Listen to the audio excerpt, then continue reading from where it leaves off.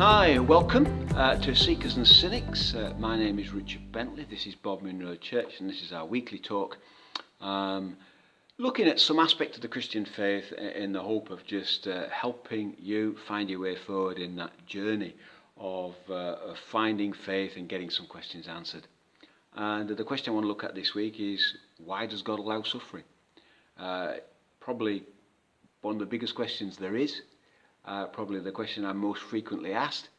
If you're a cynic, it's perhaps your greatest weapon in arguing against the Christian faith, and I understand that. And if you're a seeker, it's perhaps your greatest obstacle. Maybe you want to believe, but how? How can we believe in a God who is all-loving and all-powerful in a world that is full of so much suffering? And so that's what I want to look at in this session today. These talks are only about 7 minutes long. I've looked at this in greater length. There are three 15-minute talks on our Bob Munro Church YouTube channel, all on suffering.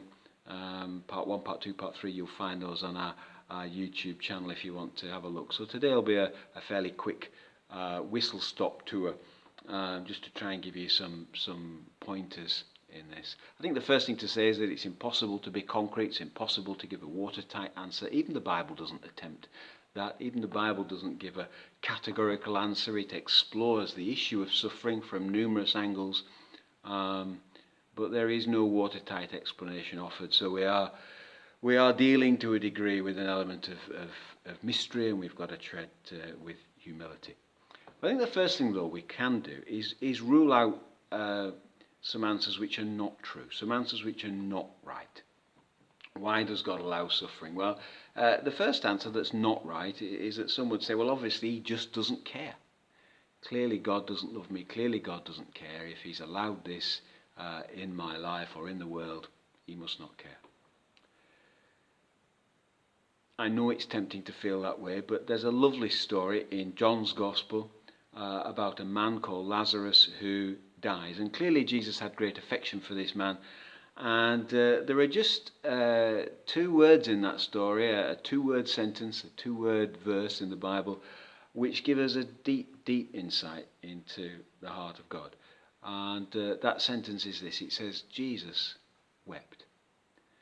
And the Bible tells us that Jesus is our perfect, our best picture when it comes to understanding who God is and what God's like and what God feels. And if that story tells us there that Jesus wept, then I am confident that we have a God who cares, a God who not just cares but who feels, who knows our pain, who understands, who weeps with us in tragedy and in pain. It is not that God doesn't care.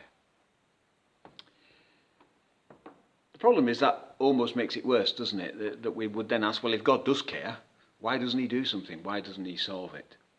And so the second answer that people sometimes give, but that I think we should dismiss, is that actually God is in control and that everything is happening for a reason. That suffering, it all has a higher purpose, it all has a higher good, that God is controlling our lives and the universe in some way, that although some things appear bad, there is always a higher good and there is always a higher purpose coming out of that. And I've heard many people say that to me, people of different faiths, including many Christians, and many Christians do believe that.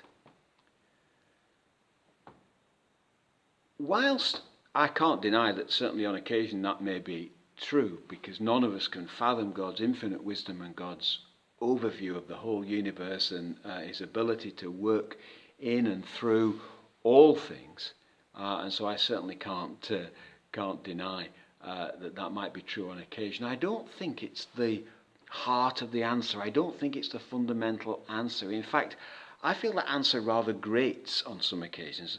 You know, are we really going to say that Hitler and Auschwitz and Hiroshima, Vietnam, cancer, COVID, torture, and all so many terrible things in our world, that God has sent them or even allowed them for some higher purpose, for some higher good? That doesn't quite stack up for me.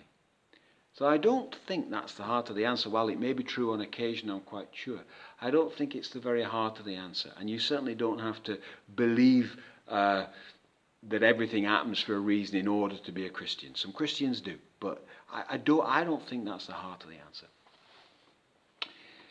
The third thing that I think we can dismiss is that some would say, well, suffering is God punishing us. That we suffer because we've done something wrong.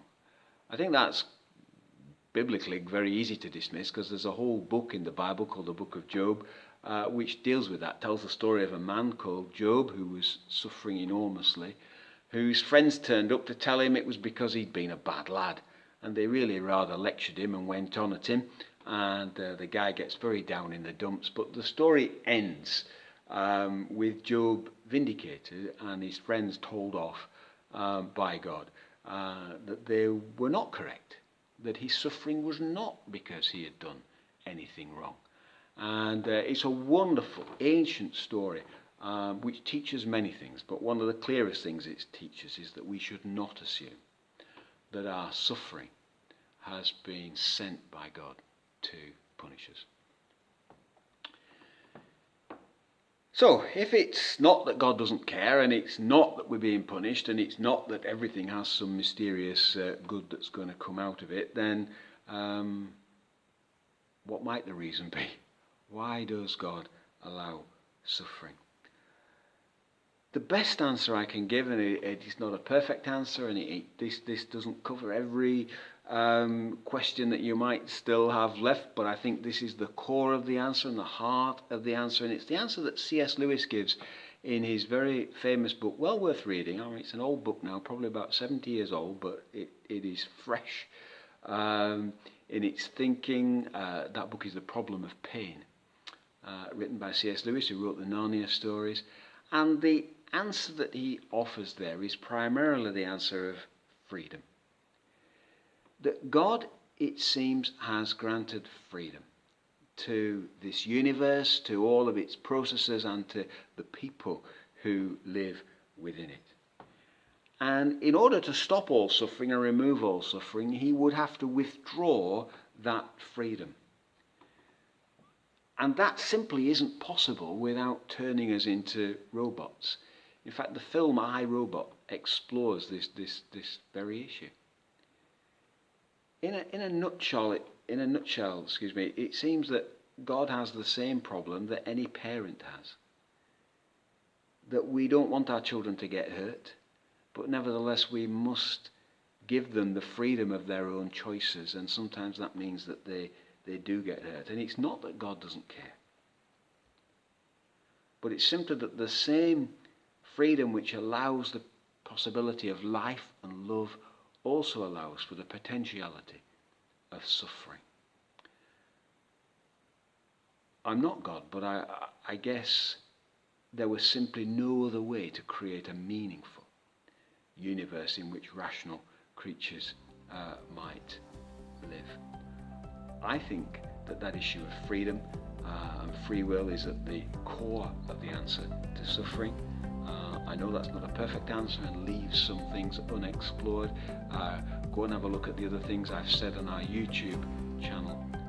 But I hope that points us in the right direction.